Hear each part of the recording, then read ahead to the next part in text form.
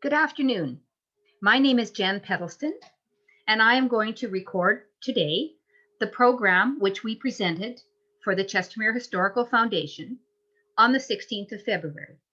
That program was titled The Lake and How It Came to Be, From Slough to CPR Irrigation Project to Oasis.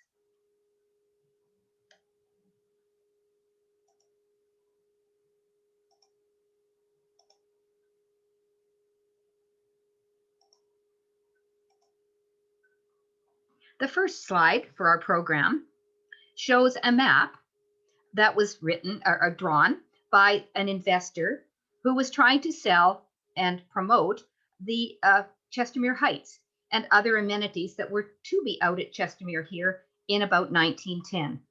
Well, it didn't happen. Not then, anyway. It took about another 100 years. I would also like to acknowledge that Chestermere Historical Foundation is appreciative of the fact that this program is being delivered on the traditional land and home of the people of Treaty 7.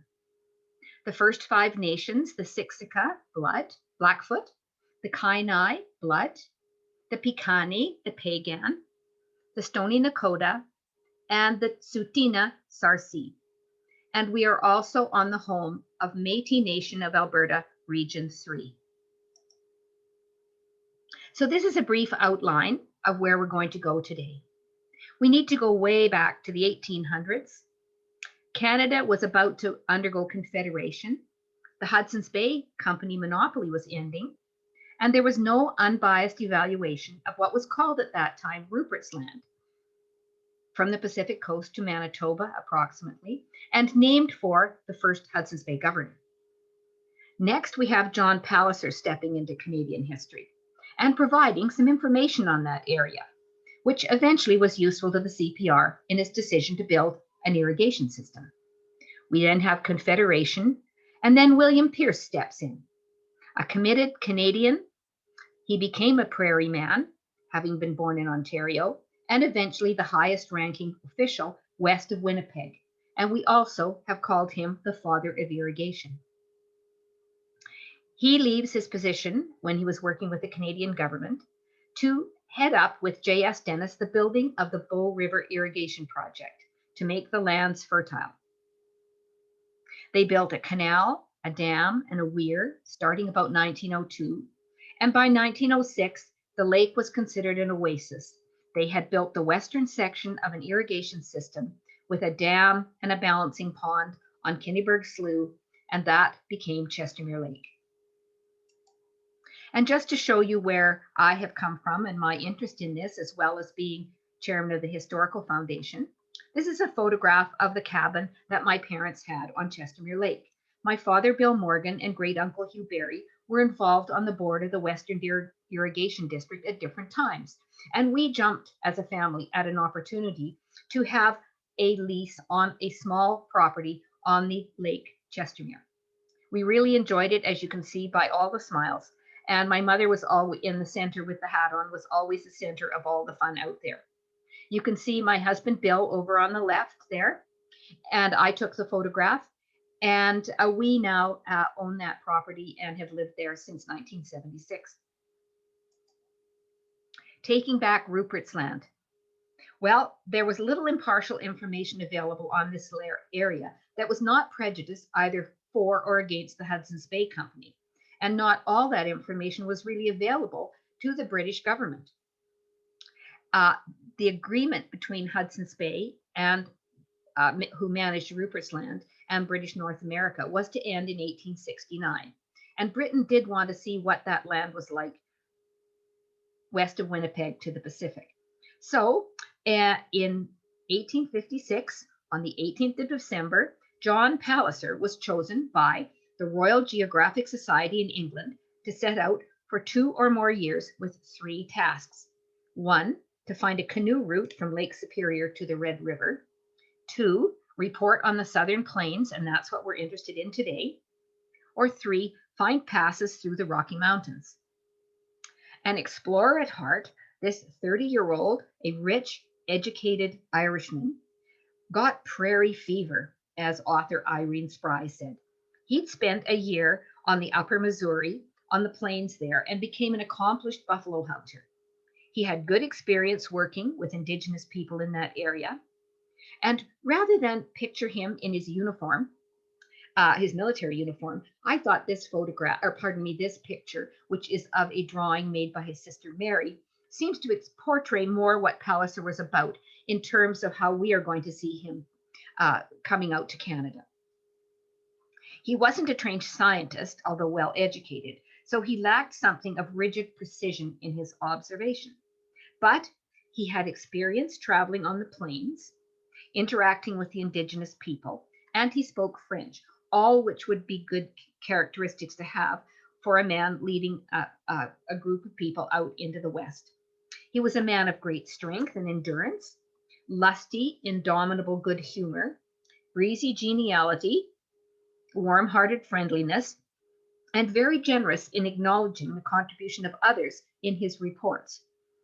Sounds like a good man to lead the party. Palliser was independent from the Hudson's Bay Company, but he still had the necessary experience. He was accompanied by astronomer Thomas Blakiston, a mountain named in Waterton after that gentleman, botanist Eugene Bourgeot, we have Mount Bourgeot, and geologist James Hector, and we have Mount Hector, but we also have Kicking Horse Pass. Hector's horse injured him. He was lying there for dead as his compatriots were digging his grave when he came to. Thank goodness. But the river and the pass there were named for that obstreperous horse.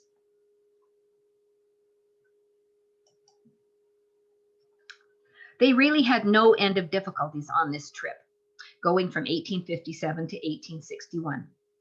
Arriving in Red River to set off to investigate the plains, his second part of his job, he found that his guide, Bouchardville, with whom he had traveled before, had been killed by Sioux warriors. Now, Palliser's instructions insisted that he avoid any trouble with the Indigenous peoples. The Indigenous Métis and Métis guides were very nervous, though, of penetrating the country of the Sioux, Blackfeet, Piegans, and Plains Assiniboine. So this meant that many diversions happened as they headed west, going back and forth, making sure they weren't causing any difficulties and getting the information they needed. As well, food was scarce, pasture was scarce for the horses, and then there were the mosquitoes and the flies. They spent 2 winters in the West, and believe it or not, Palliser held a ball at Fort Edmonton the winter he spent there. As we say, he was a lusty, jolly fellow, a man of open nature, and why not have a party while you're out in the winter in Edmonton? Despite this, his report was filed in 1861, and the part that we're interested in for this story is the dry area on which he reported that became Palliser's Triangle, which you can see there, the driest area being in the dark orange. This is the front cover of his report that was presented to the government in England in 1863, presented to Parliament. Now, let's talk about the railway. In 1881, the Government of Canada began unification of Canada by building a transcontinental railway. It was a huge undertaking, but was necessary to unite Canada. And there also had been worries about the encroaching spirit of the United States swallowing up the prairies of British North America as it had done the Oregon Territory. Would that be a worry or not? So the government considered that it would be necessary to set aside about 50 million acres for this purpose. So an agreement was reached with the syndicate, later called the CPR, which contained provision for a cash subsidy of $25 million, about 625 million in modern dollars, and 25 million acres of crown land, arable crown land, in the province of Alberta and the Northwest Territories, now known as Saskatchewan, Alberta. Now, it went ahead from east to west and west to east, and the track setting record with the group coming from the east was set in Strathmore at 6.38 miles in one day on July 28, 1883. And the CPR later, of course, came through Calgary in that same year. And this railway went through Palliser's Triangle. So let's look at this map of the railway. You can see it along the bottom line. That would be the railway. And just on either side of it, if you can see on your slide, there's a hatched area that's sort of with pink, probably red, but looks a pink area. And that would be the land grant that was available from the Canadian government to the CPR in exchange for building the railway. Well, there were doubters about this, the value of the land along this railway, particularly in southern Alberta. Desert or semi-desert in character can never be expected to be occupied by settlers, according to Palliser in his report in 1861. But how to attract settlers? It was the most arid region of the southern Canadian prairies. The grassland area has a moisture deficit, which means transpiration exceeds precipitation. The CPR had been promoting dryland farming techniques to the settlers, and promoting irrigation seemed a bit contrary to what their main message was. And really, politicians and settlers didn't know what irrigation was, because most of them had come from places where enough rain fell where they could grow their crops without any difficulty. This is a picture of one of the brochures that would be available for people to be handed out to people to tell them about the opportunities in the 4 great fertile provinces. So turning to promoting irrigation seemed to be at odds with this, which created some resistance by the CPR. But enter William Pierce, the believer. He was born in 1848, and his family had land on the north shore of Lake Erie, and he spent a lot of time as a youth out there clearing that land. He loved being in the outdoors. He was sent to university to train, but dropped out. He eventually got a job as a surveyor. He was really an adventurer and a dreamer. He became eventually the Canadian Department of Interior Superintendent of Mines for Northwest Territories. And he moved to Calgary in 1887, and he loved Calgary.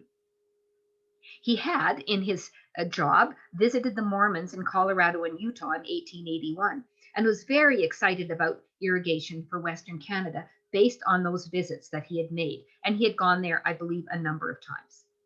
He was, at that time, the highest paid government official between Winnipeg and the Rockies. There's a picture of William Pierce, and on the right would be Margaret Pierce, his wife. And she would probably be standing on the steps of their beautiful home, Bow Bend Shack. So their home was on the bend of the bow that you would be able to see if you looked south from Memorial Drive or north from where the 17th Avenue Southeast crosses the Bow River heading into downtown. So that was where he built his house, a beautiful sandstone building. And when he died, it was donated to the city of Calgary, and the land is now Pierce Estate Wetland Park. However, the house was torn down in 1957 to make way for a Simpson Sears warehouse, sadly.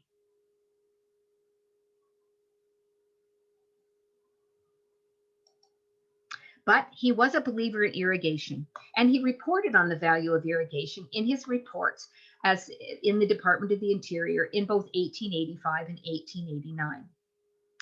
He loved this quote from Herodotus: "Egypt is the gift of the river," meaning that when the Nile floods, it creates fertility along the river. So in desperation and frustration, he at one point had said to people with whom he was discussing irrigation, assembled politicians, it's what you do to your lawn in summer, because many people had no idea what it involved and what the value would be. So in order to put paid to his beliefs, he created the Calgary Irrigation Company and applied for a license to remove water from the Elbow River just south of Calgary. He ran into a bit of trouble getting investors. He wanted to really be sort of in the background running this, but a sort of a silent manager, but it was very hard to find anyone to help him or any investors. And he was accused in editorials in the Herald and the Calgary Tribune by mixing government work with private business. But he forged ahead. The next issue was that the Springbank Irrigation Company also applied for water rights very near where his company had. And they ended up having some arguments over that engendered more editorials in the paper. Eventually, it was resolved with the sharing of the rights based on acreage. The rains of 1897 dealt another blow to Calgary Irrigation Company by damaging the head gates. And with the cyclical nature of the wet and dry areas, drought years, it had really been hard to convince people that irrigation was valuable because they would just think that, well, the rains will eventually come. But there was a drought from 1885 to 1896. And that would mean that a drought means that less than 10th percentile of the usual precipitation would have fallen in any one year that was considered a drought year. But the initial success of the company encouraged larger corporations. So much of the credit for educating the public and making the West aware of irrigation farming methods belongs to Pierce and his Calgary Irrigation Company. So after that drought, now he had more ears listening to him. So because of that, and because of his involvement both with his own company and his interest in irrigation, he was charged through the government with going out to write some technical details of an act, which would be presented as the Northwest Irrigation Act, to suppress riparian rights and make water available for delivering for irrigation, but under the jurisdiction of the government, because he believed that that was the only way that it would be fairly and well done in terms of the benefit of the most people. So all water would belong to the Crown under this act. And the act specified for surveying of all the arid lands affected and for licensing those who would create irrigation systems on those lands. So J.S. Dennis Jr. was put in charge of the irrigation branch of the Department of the Interior, and soon Pierce was in that department with him. They were both idealists and certainly men who had far-reaching thoughts about what irrigation would bring. And both Pierce and Dennis had an idea that the hamlet system would work best, and that was what had been used in Utah. And it would be an ideal way to bring prosperity along with irrigation. If you think of a wagon wheel and the central axle area, that would be where in the center you would have the mills, the institutions, the creamery, the schools, or anything else that you would have in this little hamlet, with farms radiating outward, an irrigated core along where the farms would be, and then pasture land outside of that on the edge of the wheel. And an irrigation canal would run through this and run, of course, into the next little hamlet. And A.S. Dawson, another idealist, voiced this sentiment that I think both Pierce and Dennis believed. Irrigation compels cooperative social organization, quite different from and far in advance of that necessary in humid countries, conducive to the preservation and development of the arts of peace, which means civilization. They were very much dreamers and high-thinking people in terms of what irrigation would bring to the area. And they weren't all wrong. But one other thing about William Pierce was he was instrumental in starting Banff National Park. And so many of his ideals were for the betterment of the country that was his home now. So in 1889, the CPR had determined that that land that they got between Medicine Hat and Calgary was not fit for settlement. And they were really, really reluctant to accept it. However, William Pierce urged the CPR that irrigation would make that land suitable for settlement. So the directors of the CPR started to reopen negotiations with the government for the transfer of lands within the Bow River scheme en bloc. That meant that the CPR would not just get rights to certain parts of the land, but would have the whole land in one block. So they would not have to negotiate digging canals and laterals over private property. So in 1903, Dennis was hired to manage that by the CPR. And of course, William Pierce came along to work with him at his side. The CPR had decided to go for it. They would have more people, more passengers, more freight, and more profits. It would just cost them a bit. So they had to go out and survey the land, and it was seen that gravity irrigation was feasible from Calgary through the Bow River to Kinnevie west of Brooks, a distance of about a drop of about 305 meters. So in 1903, the land was divided into 3 blocks in this dry area that the CPR now agreed to take as part of the payment for their building the railway. So they divided it into the western, central, and eastern sections. The CPR did have to put money into this, 18,437 billion today, to develop 1.2 hectares of the eastern and western sections. The central section never was developed. The western section was about 405 hectares. So let's look at a map of that. So you can see here the western, central, and eastern section as envisioned at that time. This was 1906. And on the left, you can see a small block that is Calgary on the left of the map. And then you can see from there the main canal going out to Chestermere, the little oval. And from Chestermere, you can see the A canal going south and east. And then from the top of Chestermere Lake, you can see the A and B canals stretching out into the countryside. So now they had to actually build that project. So it would have been, should they completed all 3 areas, the largest irrigation project yet in North America. And they did do the western section first. That's what we're most interested in, of course. And the main office for this system was in Calgary in the CPR Department of Natural Resources. And J.S. Dennis, as I said, was in charge with help from his visionary and friend Pierce. The Western Bloc offices were in Strathmore, along with a demonstration farm. The farmers needed guidance on how to use irrigation, and they needed to be shown its benefits. And there are wonderful pictures of the farm itself, but the ones that catch your eyes are the ones like this one following. And also there's one of a gentleman holding a wheelbarrow full of cauliflowers from the demo farm on the irrigated land. But this shows a headless man holding some irrigated alfalfa and a little girl sitting beside some alfalfa that was not irrigated.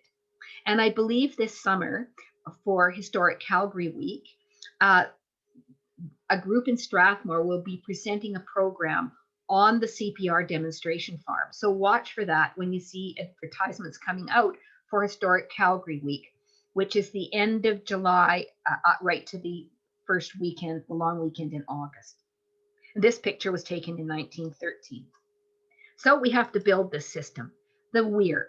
So a weir diverted the water from the Bow River. The weir raised the level of the river and then diverted that water down the main canal through the main canal headworks. The main canal was dug south within the city limits, roughly following the CPR line, out of the city of Calgary at what we have now as about 100th Avenue Southeast. It was 28 kilometers of canal, and there are 28 kilometers of canal from Calgary to Chestermere, and there's a pathway along that which you can walk or ride your bike. And the canals that go out from Chestermere go about 2,000 kilometers of canal in total, going out to a distance of about 160 kilometers. The main canal was dug, and any of the big canals were dug with a steam shovel. And this is a photograph from UBC Digital Collection showing them digging the main canal about 16 kilometers east along the canal route between Pierce Estate Park and Chestermere. So it would be about 16 kilometers from the downtown. And obviously there was a lot of dirt that they loaded and took away. Probably they used that to build the weir, which we'll talk about shortly.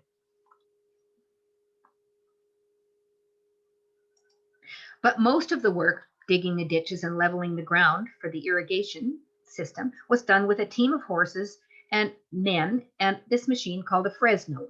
It was invented by Mr. Porteous in Fresno, California. He patented it. But this particular Fresno belonged to Miss Barbara Moody, whose family farmed in the area. Their farmhouse is still there. It's now T&T Storage on 17th Avenue Southeast. And she said to me when I interviewed her in the 80s that her dad used this when he worked on building the Chestermere Dam.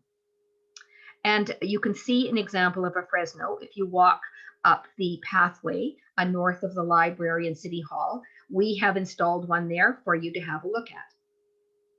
A reference that I used for this program said that at one point they had 450 men and 400 teams of horses working at any one time, going out every day. And to think that by 1907, water was delivered down the A Canal, that is the one that leaves Chestermere in the southeast corner. Quite a bit of work to be done manually and in such a short time. So let's talk a little bit about the dam now.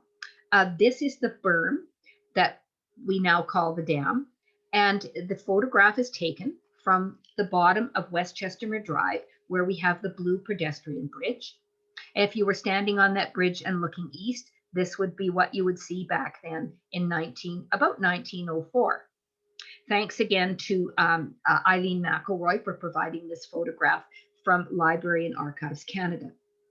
We think it would be taken at that time because there's nothing growing on the dirt that is on the top of the dam or berm. In the left side near the horizon, you can see what would be the headworks for the Canal A, which leaves the southeast corner of the lake. Let's look at that again for 1921. This time they have resloped the dam and placed a foot of gravel on, and then also some riprap. That is the larger rock that you see piled at the bottom, and they would put that all over the dam. And you can see that if you go down there, you can still see it visible through the grass and weeds that are now growing there. It was stated in a report in R.S. Stockton's materials, and he was the manager of the Western Irrigation, the CPID at that time in Strathmore. And it was reported to him by Frank Gillum in a report, and Frank was one of the ditch riders, that some of that rock came from the Frank Slide. So let's look at the weir. So this is a photograph taken from about Memorial Drive looking south to the city of Calgary and the Bow River with the weir going across the river. So it's in two parts. You can see a lower part and a higher part. And this would have been taken in 1922. And the weir has been redone a number of times. And now Harvey Passage serves as the weir. But the lower area was built across the river, and the water flows over that through the structure and creates that churning that was so dangerous before Harvey Passage replaced it. And the part that's higher, nearer us in the photo, is a section that can be opened and closed. So when they close that down, it backs the water up to run down the main canal. The gates of the main canal would be opened, and that's what we're seeing right now. So that higher area would be totally closed off with no water running down the river, and it would be pushing the water down the main canal. So this usually goes probably back then about the same times. That is closed off, and the water runs down the main canal from about May 1st to about Thanksgiving weekend. And the May 1st date is really dependent on when the ice is out of Chestermere Lake before they let any water run in. So where was Beaubend Shack? Well, if you look across the river at the trees and go to the left of and where the river bends around, that's where Beaubend Shack was. And I think the photograph actually shows it there, although this resolution doesn't make it very clear, but I believe that's where Beaubend Shack was.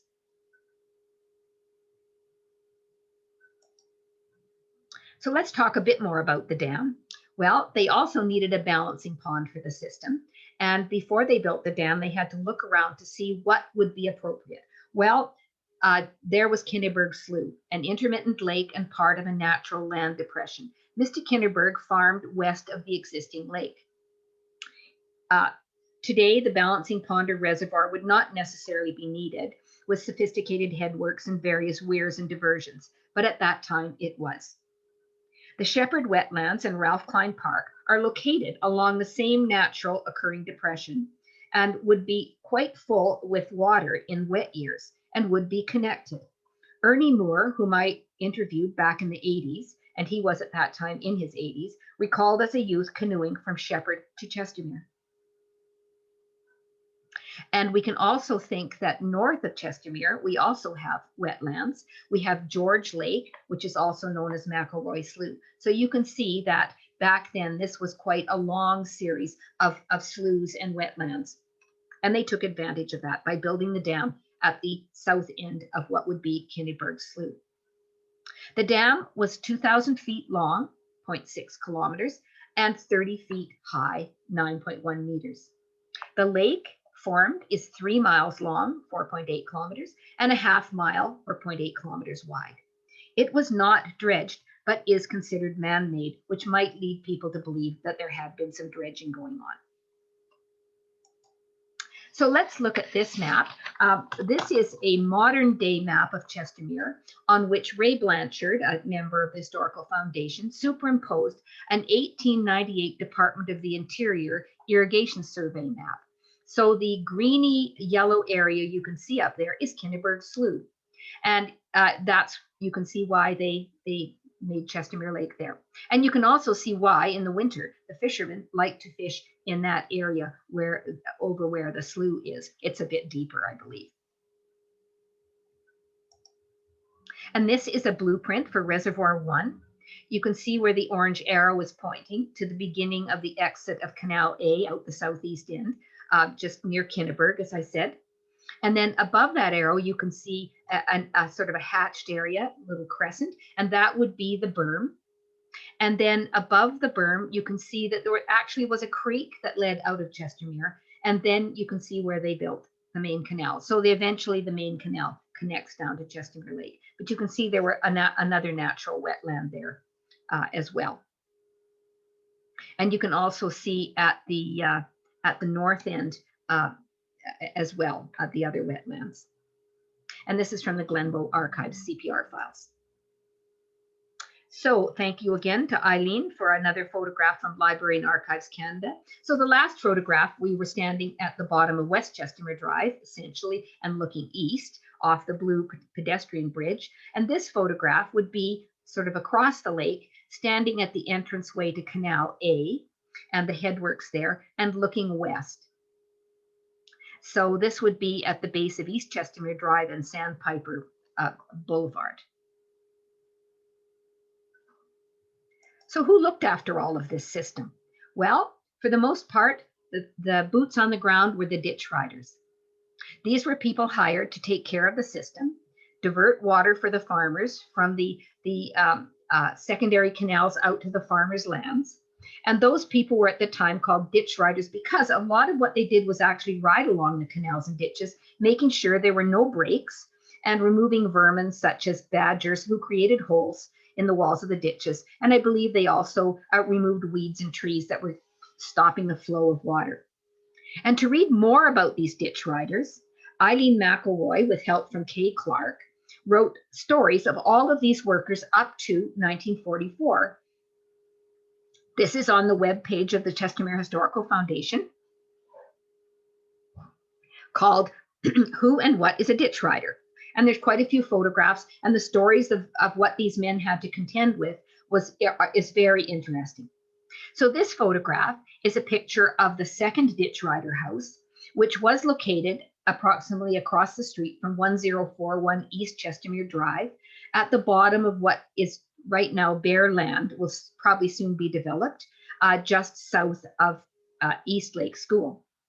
And we believe that's probably Mr. Ted Staves standing on the porch. The picture was taken November 5th, 1918, when he was the ditch rider for Chestermere area. And there were ditch riders for different areas. They were spread around the system. So now we have Chestermere Lake as a destination. It got its name either from people from Chesterville, Ontario, picnicking near where Camp Chestermere is, or from a Lord Chestermere, a CPR director. And another alternative Chester is from the Latin meaning camp, and mere from Old English meaning lake. And we know that the indigenous people did camp along this lake, as we have found stone hammer on the west side. It's not part of our collection, but is owned by a resident here in Chestermere. And another picture of Chestermere's destination in the early days. This would be about 1906, we believe, and it would be from the east shore looking west. What you see going across the lake is what is now Chestermere Boulevard, with the bridge that crosses the north end of the lake. And another little story about Chestermere as a destination, only this one 1966. Marilyn Feigs, who came to a program I gave on the history of Chestermere, told me this cute story. She went on a blind date with someone to go out to Chestermere Lake. And thinking this was like Lake Louise, she dressed up in her finest dress, including her high heels, and off they went. She says she'll never forget how embarrassed she was traipsing through the mud in those shoes. Well, it's not muddy any longer. There are many places to go in Chestermere Lake that are very beautiful, and it's still a destination. So keep in touch with us. We have our webpage where you'll find the stories about the ditch riders, on Facebook, on Twitter, and the Historical Foundation meets most third Tuesdays of the month for a meeting and a program. And you can watch for announcements on any of the above platforms. We are also in the early stages of developing a signage program with the Western Irrigation District on the history of Chestermere, which will include a lot of information about the Western Irrigation District, and we appreciate that partnership. As well, we are building a piece of public art which will feature many pieces that have been gifted to us from the city of Calgary, showing the history of the summer village of Chestermere right up to it being a city. So we will encourage you to keep in touch with us about those upcoming programs.